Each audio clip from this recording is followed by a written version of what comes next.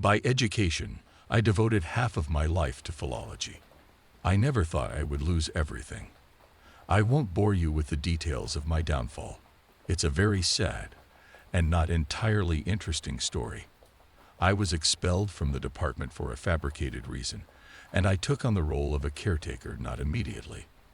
At first, I worked as a simple teacher and then as a tutor, but I couldn't handle it with someone else. Apparently, age no longer allows me to tolerate childish antics. I ended up in a remote outpost just to stay away from the city for a long time. And I wasn't worried about money.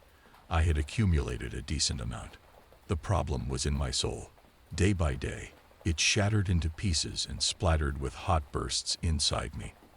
I set daily goals but accomplished nothing, falling into apathy due to the guilt of idleness. In this apathy, I became even lazier. A neighbor came to my rescue.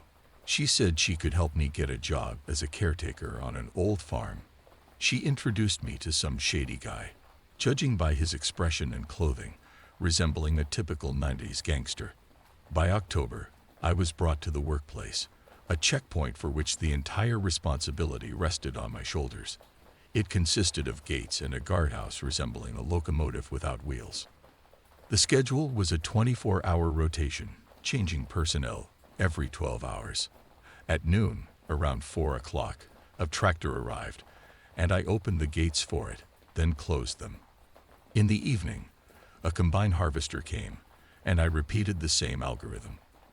The previous guard, whom I replaced according to the boss, had disappeared somewhere. This fact didn't bother me much. After all, there was still another person working here. By the end of the day, I began to explore the farm. It was surrounded by fields on 3 sides and adjacent to the forest on the 4th. Initially, I didn't venture out of the guardhouse. It had all the amenities from a bio-toilet to a television with 20 channels. But then, boredom forcibly pulled me outside. I violated the rules of a decent guard. Sometimes, I wandered about 200 meters away from the company's premises and roamed through the dry stubble under the gray autumn sky. I carried a scratched, double-barreled shotgun issued by the management. I imagined myself as a hunter spy, inspecting the landing site for a helicopter carrying soldiers. In general, wandering around the company's territory started slightly later. For some reason, it repelled me. Among half-ruined cowsheds and pigsties, a disturbing silence prevailed. Abandoned administration buildings looked particularly frightening to me, with A-shaped holes in broken windows revealing matte blackness. The torn-off door, lying in the grass and leaning against the entrance, beckoned me, pleading for me to move it aside and enter the darkness, as if hidden inside were long-gone inhabitants eager to tell some ancient tale about these places. But most of all, the moss-covered elevator fascinated me.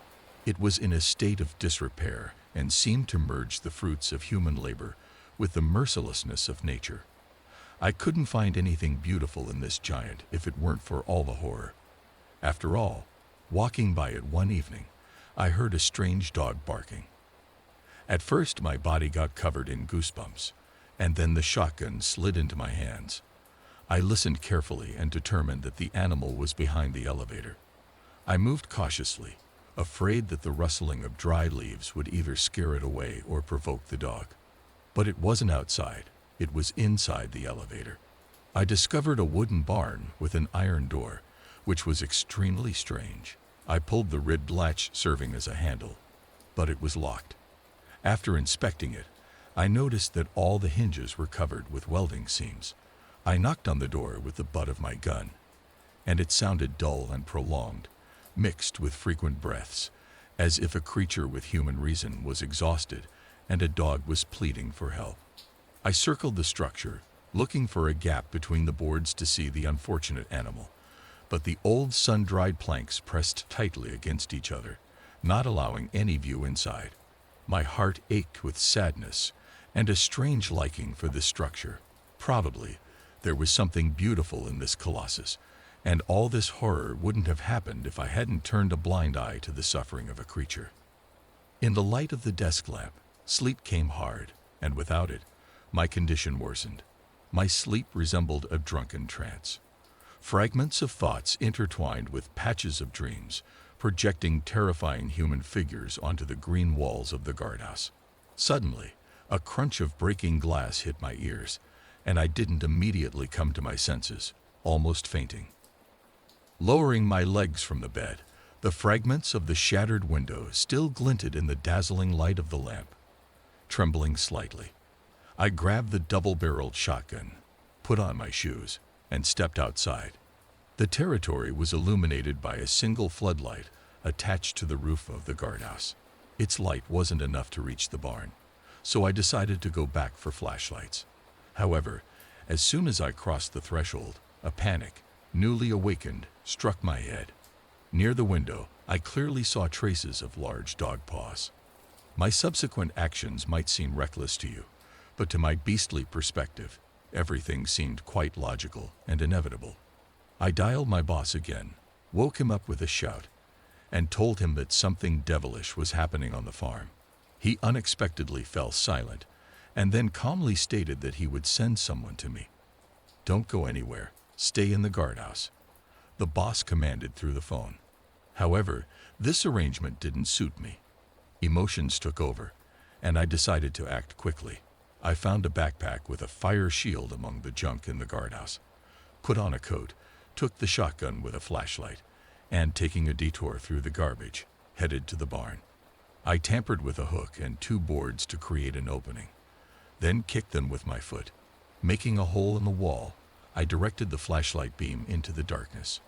At first, a large hole in the ceiling caught my attention. I was surprised, and then slowly lowered my gaze. In the pale light, zinc-coated coffin and my insides dissolved into it were vividly visible, leaving behind only painful impulses.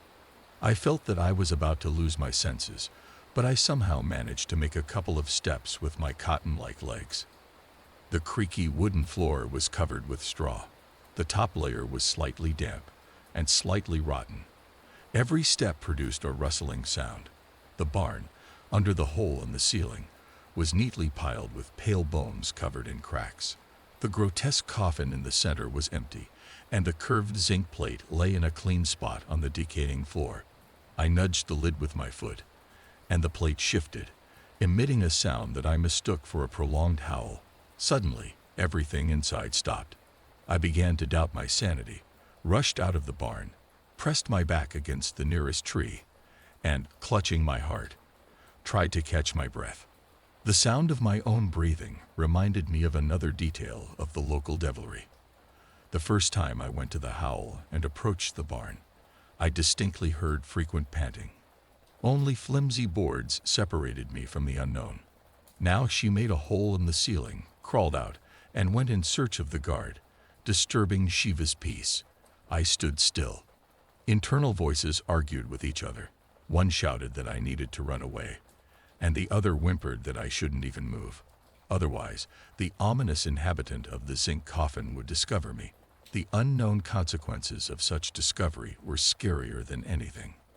The uncertainty always stirs the blood better than any repulsive monster.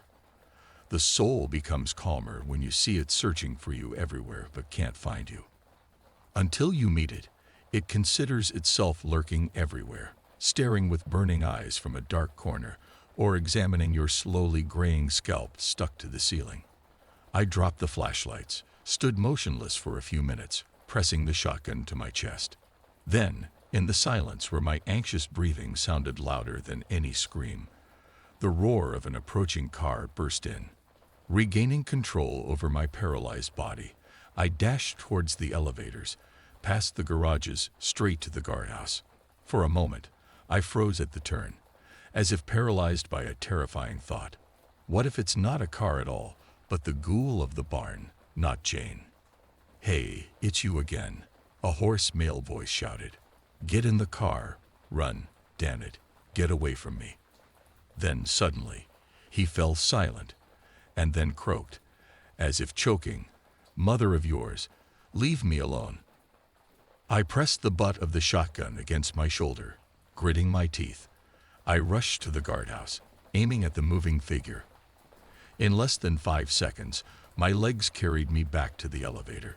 Humans are strange creatures. Sometimes they can't remember essential information for days, and sometimes just 5 seconds are enough to eternally engrave a single frame in their memory.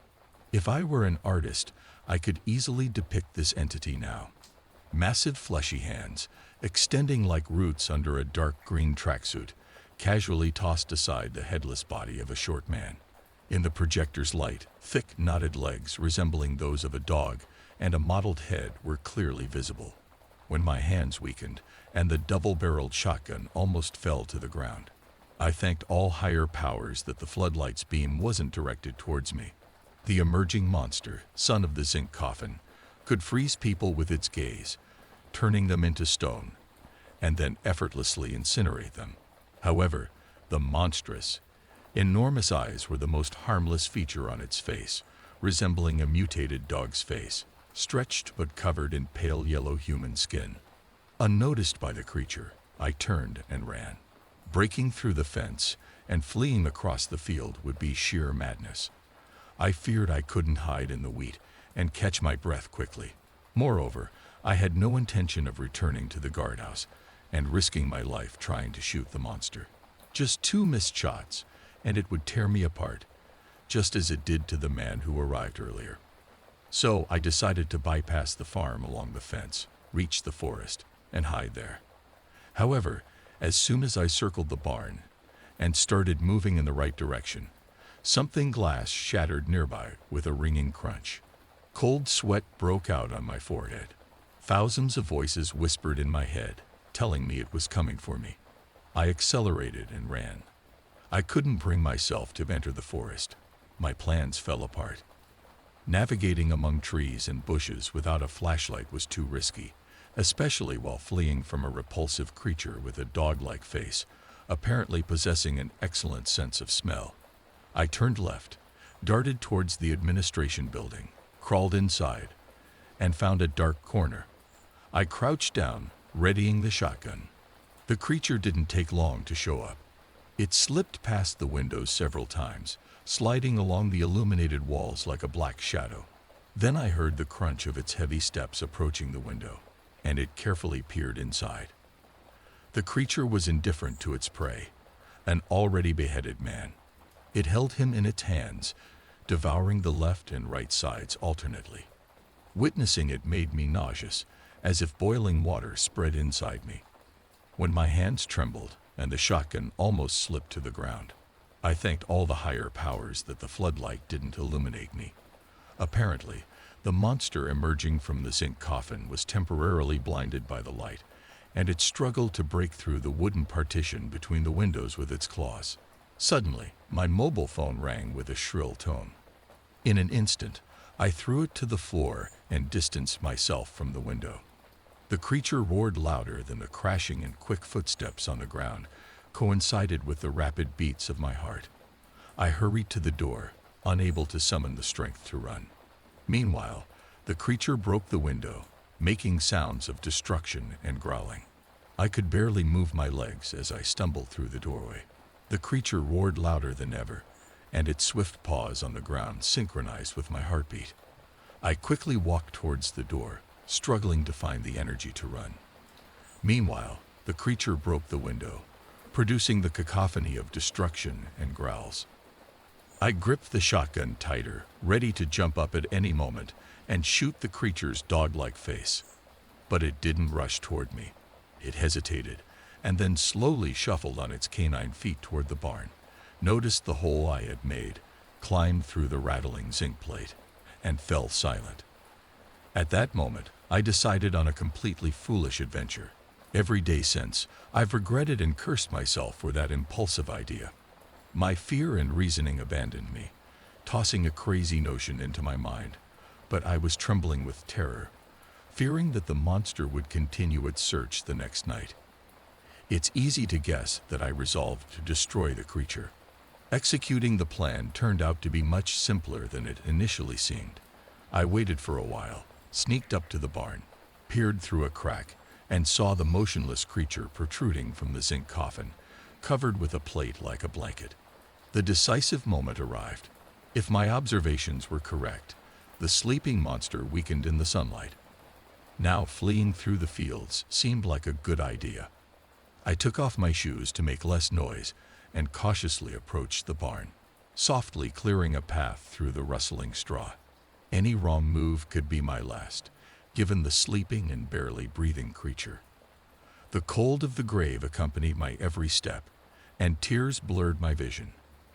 Every cell of my exhausted body tensed. Before the long-awaited culmination, I aimed the weapon at the protruding head, took a deep breath, and pressed the trigger. A dull click echoed in the dark corners of the barn. The gun didn't fire.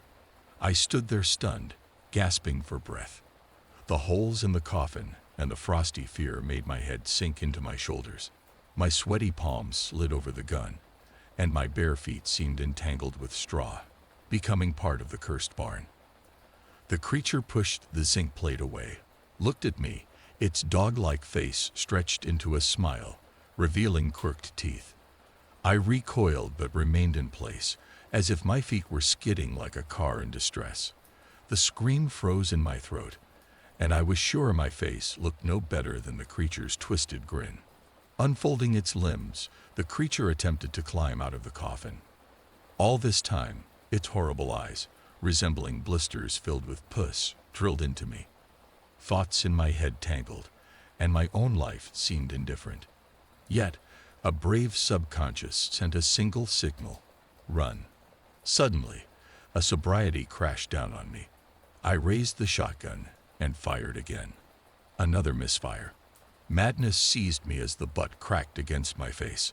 I rushed onto the street, grabbed a lighter from my pocket, and while the enraged monster struggled with its dog legs, I set the straw on fire. In some places, my coat ignited too, and I had to discard it. I jumped onto the street, leaped over the fragile fence, and ran through the fields, stopping only near a bus stop in a village. I collapsed, exhausted, and woke up late in the evening. I immediately smoked half a pack of cigarettes and drank, trying to erase the disturbing memories. By midnight, an unsettling feeling crept over me. I sat by the window and saw her, the charred creature. It skulked between benches, clambering over clumps of ashes. The fire hadn't claimed it, and it resumed its search, almost breaching my entrance. I can't fathom what stopped it. I watched, like a desperate patient gazes at a doctor giving a dire diagnosis, uncertain of its fate.